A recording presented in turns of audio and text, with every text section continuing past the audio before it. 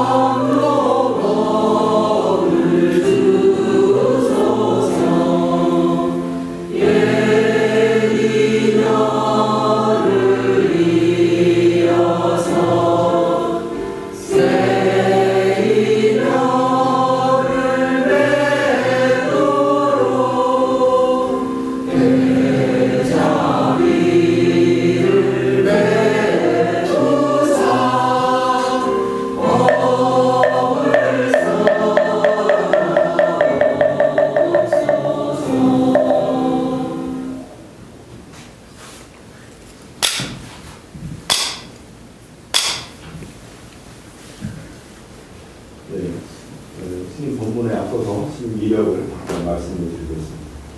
오늘 귀한 시간을 내주셔서 한국에서 오셨는데 어젯밤에 보스턴 김용 스님 계시는 하버드 대학교에서 행사를 치르시고 밤 12시에 그때 오셔가지고 우리 원작사 호텔에서 오셨습니다. 너무 감사드립니다. 우리 회부에 있듯이 스님 이력을 말씀드리겠습니다. 스님께서는 1985년 조선사 현성스님을 은사로 3위계를 수지하셨습니다. 중앙승가대 불교 복지학과 졸업하셨고 중앙대 경인교수, 동국대 정각원 교법사 여직하셨습니다. 현재 사단법인 자비명상 대표이사, 자비나눔 동덕회 이사장, 안성 불암사 신신 치유센터 원장으로 계십니다. 저서로 고마워요 자비명상, 내 마음 바라보기, 마음 충전, 내 안에서 찾는 붓다, 마가스님의 100일 명상 중에 있습니다. 저랑 인연은 스님께서 정박원 교법사 계실 때 제가 동국대 학감으로 그때 마치 스님과 인연이 됐고 우리 등년 스님께서 1학년 신입생으로 같이 우리 총무 스님과 함께 지내신 인연이 있습니다. 함께 큰 박수로 우리 스님을 맞이합니다.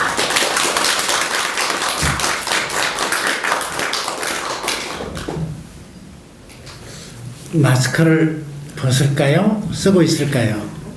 네? 좀 더 쓸까요? 다 여기 주사 맞은 분들입니다. 괜찮습니다. 네.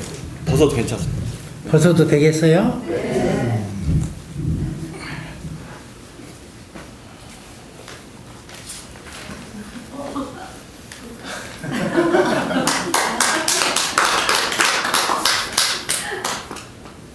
누가 웃고 누가 박수 쳤어요? 여러분이 스스로 하셨죠? 자, 합장하고 따라합니다. 행복도 내가 만드는 것이고 불행도 내가 만드는 것이다. 행복과 불행은 남이 주는 게 아니라 내가 만드는 것이라네. 법구경에 담겨 있는 부처님 말씀입니다. 오늘 여러분이 초하루 법회에 오셨습니다. 할 일도 많고 또 쉬고 싶기도 하셨을 겁니다. 그렇지만 한 달 동안 내내 내 가족의 건강과 내 하고자 하는 일이 원만히 이루어지길 바라는 마음으로 한 걸음 한 걸음 떼서 이 자리에 오셨습니다. 참 잘하셨습니다. 지금 이 순간 여러분은 여러분이 할 수 있는 최고의 일을 하신 겁니다. 맞나요? 예. 자, 그러면은 부처님께서 여러분을 오늘 이뻐하실 것 같아요? 미워하실 것 같아요? 하시죠. 얼마나 자랑스러워 하실까? 자, 손 이렇게 해볼까요? 자, 꽃보다 더 이쁘게 웃으면서, 씩 웃으면서. 자, 따라할까요? 부처님, 저 이뻐요. 부처님께 꽃만 올리지 말고, 부처님께 과일만 올리지 말고, 부처님께 돈만 올리지 말고, 여러분의 활짝 핀 얼굴을 올려드리는 거예요. 이게 공양 중에 최고의 공양이라 그랬습니다. 한 번 더 따라할까요? 성 안내는 그 얼굴이 참다운 공양구요. 부드러운 말 한마디 미묘한 향이로다. 깨끗해 티가 없는 진실한 그 마음이 언제나 한결같은 부처님 마음일세.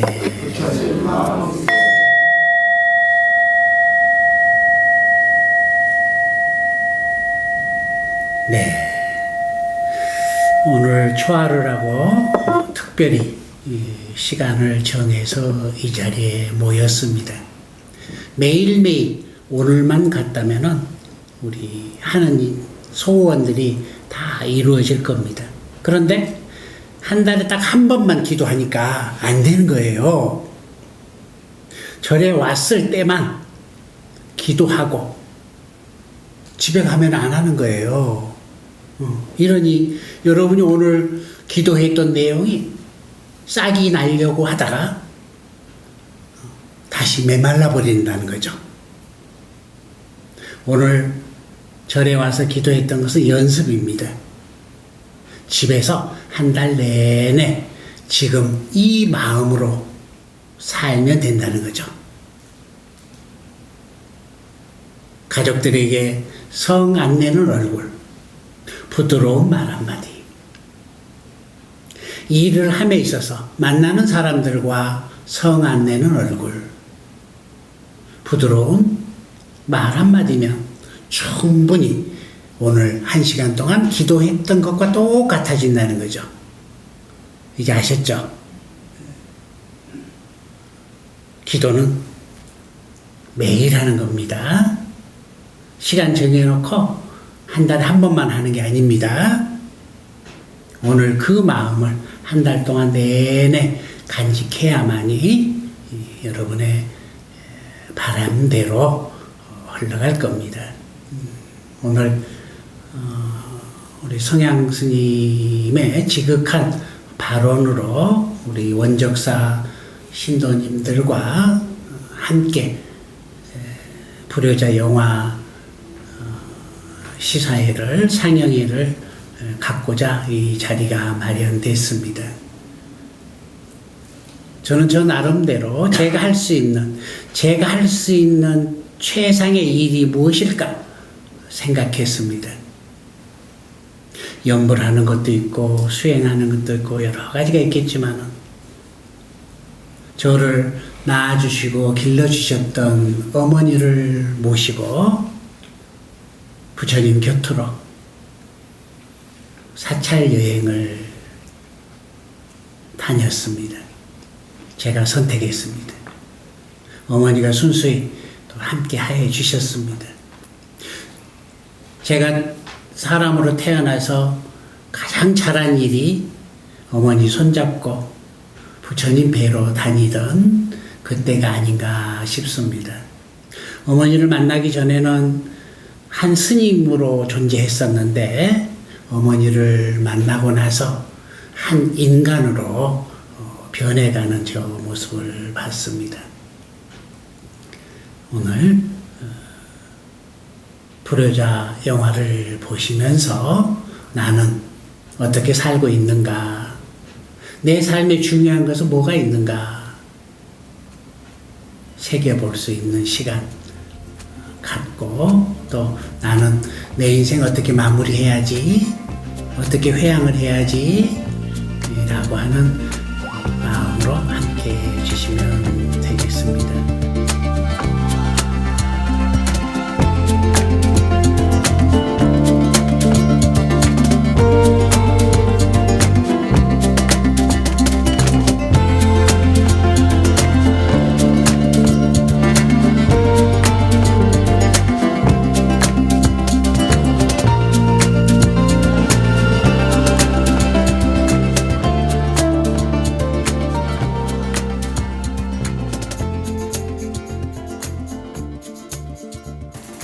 오늘 이렇게 제 방송에 모시기 위해서 저는 정말 영광입니다. 그래, 반가워요. 이것도 다 부처님 인연이겠죠. 미국에 어떻게 건너오시게 되셨습니까? 이번에 하버드에서 네. 피난처가 불타고 있다 라고 하는 컨퍼런스가 열려요. 거기에 이제 제가 강연 1시간 맡고, 또 불효자 영화하고, 또 각종 명상을 또 체험할 수 있는 또 그 시간, 3시간이 저한테 주어졌고요. 그리고 시작과 끝에 입제식과 회양식 때 기도하는 게 있어서 미국에 들어오게 됐습니다. 스님께서 제작하신 영화의 제목이 불효자로 들었습니다. 그런데 아니 불자가 아닌 부처님 불자 불효자이더군요. 세상에 불효자 아닌 사람이 누가 있겠습니까? 그래서 불효자들이 꼭 봐야 될 영화를 만들어야 되겠다 싶어서 만들었어요. 그런데 이제 그 불효자 자꾸 하니까 자꾸 느낌이 안 좋은 거예요. 그래서 우리 감독님께서 그러면은 부처불자를 써서 합시다. 불교 내에서도 부모 은중경이라든가 목련존자님께서 부모님을 잘 봉양했다든가, 부처님께서도 깨달음을 얻으시고 나서 도서천에 가셔서 부모님을 위해서 법도 설하시고 그러잖아요. 그래서 불효자 참 잘 지었다. 이걸 통해서 인간 속에서 무엇이 소중한지, 내가 해야 될 것은 무엇인지 좀 우리 함께 나누고자 이 영화를 만들게 됐습니다. 이 영화를 만들기 위해 스님께서는 어머님을 40년 만에 뵐 수 있었다고 했습니다. 그런데 출가 사문으로 사시면서 가야 할 곳도 있고 가지 말아야 할 곳도 있어서, 이를테면 그처럼 고귀한 어머니라 하더라도 때론 보살깁이라 칭해야 함이 출가 사문의 본분이신데, 과연 스님께서는 어머님과의 40년 만의 만남은 어떻게 이루어지게 된 것일까요? 그래요. 우리 불교 수행자들의 불문율처럼 내려온 게 이제 고향에 가지 마라, 속가 식구들 만나지 마라 라고 하는 이제 경책들이 많이 있거든요. 그런데 제가 공부하다 보니까, 저도 이제 처음에는 그렇게 살았죠. 당연시 고향을 멀리 하게 되고, 식구가 식구들 안 만나게 되고, 공부만 해야 된다 해서 그렇게 하고 있었는데, 어느 날 어머님으로부터 한 통의 편지가 온 거예요. 많이 아프시답니다. 죽기 전에 한번 보고 싶답니다. 그래서 어머니께 찾아가는 동안 제 마음에 많은 변화가 일어났어요. 내가 어머니를 너무 아프게 했구나. 너무 힘들게 했구나. 그래. 어머니 돌아가시기 전까지 내가 그동안에 못했던 40년을 다 해드려야 되겠구나. 그러면은 제 마음속에 들어있는 어머니에 대한 미안한 빚들을 갚게 되겠지라고 생각을 하게 돼서 어머니를 모시게 됐죠. 그런데 어머니도 내심 좋으시면서 그래도 아들이 스님인데 스님하고 같이 살게 되면은 다른 신도들이 얼만큼 또 쑥근거리게 될까 또 그것도 염려스럽게 그것까지 살피고 계시더라고요. 그러면서 어머니는 늘 노심초사 자식이 잘 되기만을 기도하고 계시는 분이구나 라고 가슴이 뭉클했답니다.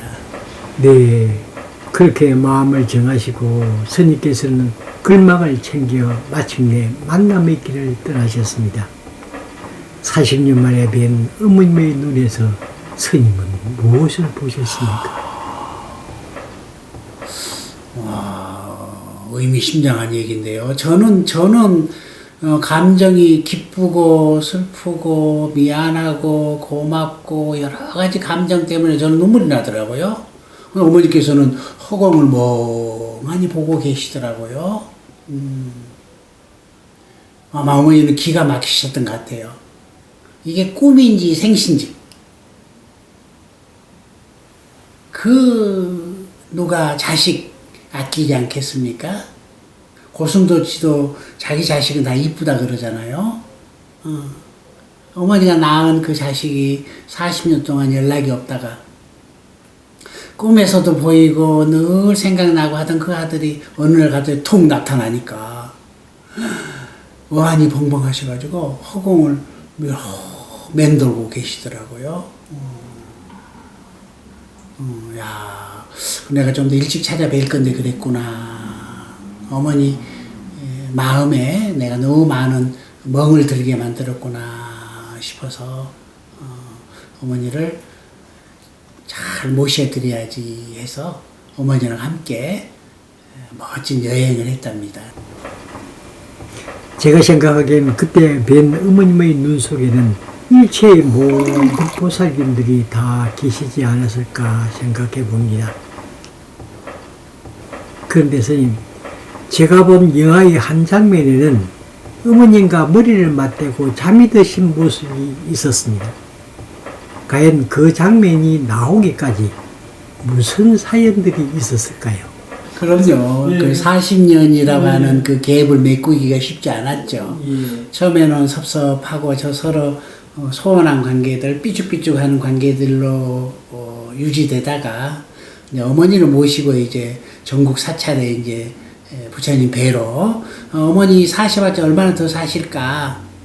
어머니는 나를 낳아주셨지만은 나는 어머니를 부처님 곁으로 안내해야지 싶어서 이제 모든 사찰을 순례를 하게 되지요. 그럴 때 이제 어머니에게 제가 108염주를 드리면서 이번 생에 이렇게 힘들게 사셨으니 다음 생이라도 우리가 행복하게 서로 만나서 잘 살아야 되지 않겠습니까? 부지런히 남아미 답을 염불하십시오 했는데 어머니는 뭐 다음 생이 없다라고 하고 죽으면 끝이다라고 말씀하시던 분이었으니까요. 겉으로는 거기에서 뭐해? 라고 하시지만은 그래도 마지막 실오락이 하나 잡는 심정으로 아들이 한 말이니까 속으로 남아미 탑으로 계속 하셨나 봅니다. 그런데 3년이 지났습니다. 어머니께서 연불하시면서 돌아가셨습니다. 저는 이걸 보면서 부처님의 가피가 바로 여기에 있구나. 책 속에 있는 게 아니고 큰 스님들의 법문 속에 있는 게 아니고 지금 이 순간 내가 열심히 연불을 하면은 그 공덕이 바로 여기에 있구나 싶어서 부처님 가피를 체험하게 됐고, 그 과정 속에서 어머니가 저 어렸을 때 제가 뱃속에서부터 태어나서 스스로 독립하기 전까지 어머니가 얼마만큼 저를 보호해 주셨겠어요. 그것을 제가 해드려야지 싶어서 해드렸죠. 밥으로, 숟가락으로 밥도 먹여드리고, 손도 닦아드리고, 발도 닦아드리고, 손톱도 깎아드리고, 어머니가 저한테 해주셨던 것들을 제가 어머니를 위해서 다 해드렸죠. 그러다 보니까 어머니가 얘기가 되는 거예요. 이제 어른으로 성장했다가 쇠퇴기를 접어들면서 다시 애기스러운 모습으로 가는 거예요. 너무 행복해하고 너무 즐거워하시고 아들하고 멋진 여행을 하셨답니다. 스님, 부모 원종경 속에는 다생부모 십중공덕이라는 말씀이 있습니다. 스님께서는 어머님을 뵙기 전 그리고 뵙고 난 지금 이 말씀에 대한 느낌이 달라진 부분이 혹 있으신지요? 그래요. 어머니를 다시 뵙기 전에는 저는 제가 잘난 줄 알았어요. 세상에 아무도 없다. 오로지 내가 존재한다. 내가 내 길 가는 거지. 다른 사람은 우리 방해가 돼. 차라리 내가 고아였으면 좋겠어. 왜 자꾸 나를 가로막고 그래요? 라고 내 환경을, 내 부모를 탓하고 원망하고 살았던 제 삶이었죠. 어머니를 뵙는 순간 그 모든 게 다 잘못된 나의 편견, 아상이었구나. 부모님이 계시지 않았다면 난 태어나지 않았을 건데, 내 부모님이 개라면은 나는 강아지로 태어났을 건데, 고맙게도 내 부모님이 사람이기 때문에 내가 사람으로 태어났구나. 세상에서 가장 고마운 분이 바로 부모님이시구나. 내가 부처님께 그토록 찾아 헤맸고 절을 했고 기도를 했거늘 내 부모님을 위해서는 안 했다는 거죠. 어머니가 돌아가시면서 저한테 준 선물이 바로 그것 같습니다. 나의 부처님은 나의 어머니셨구나. 어머니가 저를 사람으로 만들어준 것 같아요. 늘 지금도 어머니만 생각하면은 내가 잘 살아야지. 승려로서 멋지게 살아야지. 이게 어머니가 돌아가셨지만은 저를 보고 기뻐하시겠지. 라고 어머니는 저에게 늘 스승 역할을 해주고 계십니다. 부모님을 만나시고 그다음에 떠나보내시고 난 뒤에 지금 이 순간에 다른 출가 사람들한테 어떤 얘기를 듣고 싶습니다. 뭐 각자들이 알아서 할 영역이겠죠. 뭐 공부 과정 속에서는 손가락 멀리 하는 게 좋습니다. 당연히 그렇게 해야죠. 우리 정에 약하다 보니까 자칫 정에 끄달려 버리면은 자기 했던 공부들이 틀어지게 되잖아요. 열심히 공부한 뒤에는 다시 또 본 고향으로 갈 수밖에 없는 것 같습니다. 우리 시무도라든가 그런 게 다 하다가 나중에는 다 환지본체 하시잖아요. 사시 공부하는 사람도 다 절에서 열심히 공부해가지고 결국은 밖에 나가서 직장생활 하면서 사회생활을 함께 하잖아요. 그렇게 뭐 서둘지 않아도 됩니다. 스스로 그럴 날이 오게 돼 있습니다. 다만 수행 중에 내 수행하는 것을 자랑스럽게 얘기해야 되겠죠. 나는 내 아버지, 어머니 얼굴에 먹칠은 하지 않아야 되겠죠. 내가 수행을 잘하는 것은 내 부모님을 선양하는 일이 되겠죠. 그래서 지금 이 순간 무엇을 하든 최선을 다하는 그런 수행자가 되면 좋겠습니다. 요즘 들리는 얘기에 하면 가정에서 제사를 지내지 않는다는 곳도 있고 제사는 이제 지내지 말자는 가정도 있다고 들었습니다. 그런데 제사는 회의 실천이라는 점을 감안할 때 이 스님의 말씀은 무엇일까요? 그래요. 좋은 질문인데요. 우리 5천년 문화가 이어지다 보니까 제 문화가 너무 형식적으로 치우쳐 버렸습니다. 음식 차려놓고 그냥 절하고 끝내버리는 거예요. 아무런 감동이 없다는 거죠. 이런 것은 사라져야 됩니다. 아무 의미 없습니다. 그 속에 혼이 들어있어야 된다는 거죠. 정신이 들어있어야 된다는 거죠. 죄를 모실 때 내 자식들, 손주들 앉혀놓고 너그 할아버지는 이렇게 멋있는 분이셨다. 너그 할머니는 이렇게 멋있는 분이셨다라고 얘기를 해줘야 된다는 거죠. 메가더가, 링컨이, 워싱턴이 아무리 훌륭해봤자 그건 그 사람일 뿐이죠. 나와는 관계없다는 거죠. 내가 존경해야 될 사람은 바로 내 부모님이라는 거고 내 할아버지 할머니라는 거죠. 그 아이들에게 그 얘기를 해주는 거예요. 그러면 그 아이들은 자라나서 그래 나도 내 자식들에게 멋있는 아빠가 돼야지. 내 자식들에게 멋있는 엄마가 돼야지. 멋있는 할아버지, 멋있는 할머니가 돼야지 라는 마음이 든다는 거죠. 이게 바로 진정한 제의 의미가 되겠죠. 마음속으로 조상님의 혼들이 계속 이어지게 되는 게 바로 제라고 할 수 있겠죠. 그렇게 되면 가문이 융성하게 되겠습니까? 당연하죠. 모든 게 다 잘 풀리게 되어 있죠. 내 혼자 노력해서 되는 것은 한계가 있습니다. 조상님의 음덕을 입지 않으면 잘 되지 못합니다. 내 노력이 10이라면 내 주변에 있는 좋은 기운들, 특히 부모님의 좋은 영향이 나한테 함께 한다면 내 꿈과 희망이 완성되게 되어 있습니다. 그래서 효라고 하는 거 굉장히 중요합니다. 받으려고 하지 말고요. 내가 무엇을 드릴 것인가. 그분들이 돈을 원하겠습니까? 금은 보화를 원하겠습니까? 음식을 원하겠습니까? 그들은 원치 않습니다. 내가 잘 사는 모습, 내 할 일을 잘 하는 모습, 그것만 바라보셔도 흐뭇해 하십니다. 부모님이 흐뭇해지는 것, 이게 바로 효가 아닐까요? 그런 의미에서 보면 우리 불자들의 일상은 어떻게 해야 한다고 생각하십니까? 그래요. 부처님께 잘하려고 하지 마십시오. 절에 가서 도반들에게 잘하려고 하지 마십시오.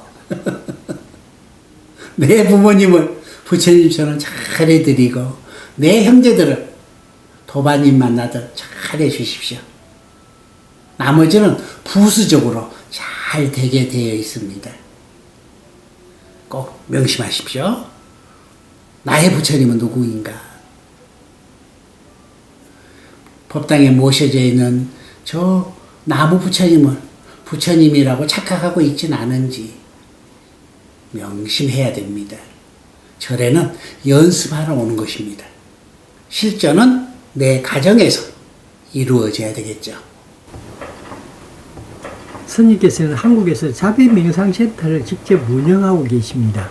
이번 기회에 자비명상에 관한 말씀을 좀 들었으면 합니다. 자비명상이란 무엇일까요?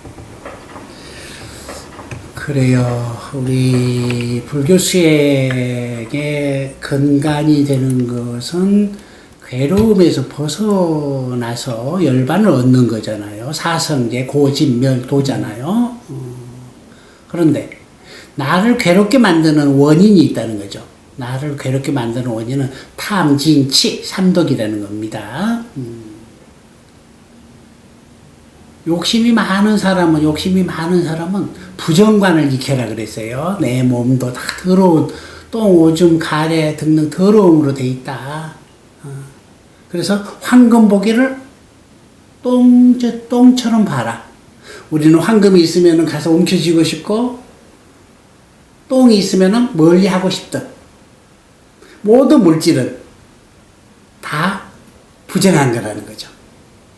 그렇게 관을 하다 보면은, 아이고, 똥이야 한다면은 누가 만지겠습니까?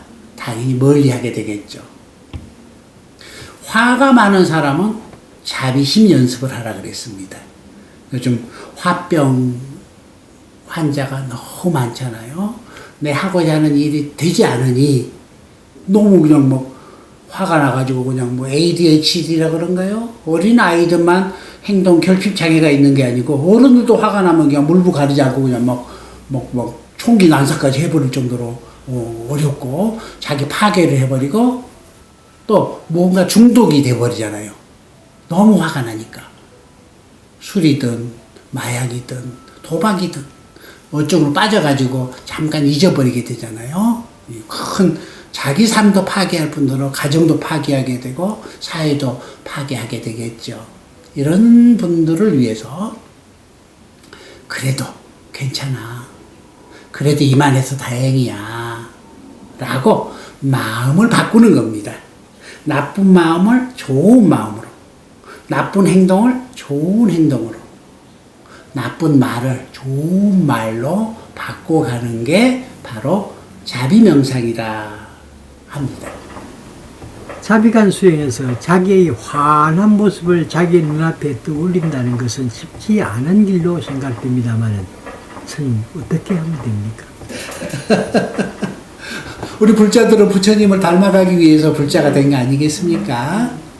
부처님은 어떻게 웃고 계시나? 라고 살포시 입꼬리도 한번 올려도 보고 이렇게 지그시 또 마음도 지금 연민의 마음을 가지고 지그시 누구 사람이 힘든 사람 보면은 저 사람이 근심과 고통에서 벗어나 행복해지기를 이라고 마음을 보내주는 거죠. 연습입니다. 연습 안 되시는 분은 꽃을 보십시오. 꽃 얼마나 좋습니까? 활짝 피어있는 꽃 얼마나 이쁩니까? 덩달아 환희심이 나잖아요. 뭐라고 하지 않지만은 피어있는 그 자체로만 해도 가슴은 굴하고 행복해지잖아요. 이 꽃이 시든다면은 우리는 가차없이 쓰레기통에 버릴 겁니다. 지금 이 순간 여러분은 웃고 있는지 찡그리고 있는지 늘 알아차림하십시오. 이게 바로 명상입니다. 명상 어렵지 않습니다. 명상은 지금 이 순간 내가 나를 보는 겁니다. 지금 카메라가 저를 이렇게 찍고 있잖아요. 지금 실시간 찍고 있잖아요. 마찬가지입니다. 여러분은 마음의 카메라로 여러분 자신을 실시간 찍는 겁니다. 몸과 마음의 변화들을 늘 체크하십시오. 이게 바로 명상이라 할 수 있습니다. 마지막으로 뉴욕에 사는 불자들에게 격려의 말씀 내지 당부의 말씀이 계신다면 한마디 더 내려주시면 고맙겠습니다. 아이고 내가 미국에 살지도 않았는데 어떻게 알겠습니까? 그렇지만은 와서 보니까 참 고생들 하셨더라고요. 이연말지 타국에서 정말 가족들 먹여 살리기 위해서 정말 고생들 많이 하고 사셨다라는 게 가슴으로 와닿고 이제 고생한 보람이 있어서 웬만큼 이제 좀 사시는 것 같아요. 그런데 이제는 내 자식들이 잘 되면 좋은데 뭐 물론 잘된 사람도 있겠지만은 내가 원하는 만큼 자식들 잘 안 풀리고 있는 집안들이 많이 봤습니다. 자, 이럴 때는 한번 돌아보자고요. 나와 내 아버지와의 관계, 이 문제를 잘 풀면은 금전적인 어려움에서 벗어납니다. 돈을 많이 벌어도 내게 되지 않고 자꾸 새 나가버리고 사기 맞고 사업을 해도 안 되는 사람 잘 보십시오. 나와 아버지와의 관계, 문제를 잘 풀어보십시오. 금전적인 문제가 풀리기 시작합니다. 또 나와 어머니와의 관계의 문제를 잘 풀면은 인간 관계가 좋아지고 몸의 건강을 찾게 됩니다. 몸이 시름시름 아프다든가 인간관계 때문에 힘드신 분들은 꼭 나와 어머니와의 관계에 무슨 문제가 있나 그걸 풀어보는 겁니다. 자식이 잘 되기를 바란다면 나와 배우자와의 관계 문제를 꼭 풀어야 됩니다. 설사 이번 생에 이혼을 했다 하더라도 그 사람을 원망하고 미워하고 있으면 그 에너지가 내 자식에게 간다는 거죠. 그 사람을 용서하고 그 사람이 잘 살기를 바라는 그 마음을 갖는다면 좋은 에너지가 내 자식에게 가게 되어 있습니다. 자식에게 잘하려고 하지 마십시오. 내 배우자에게 최선을 다하는 게 자식을 위한 최고의 선물이 될 겁니다.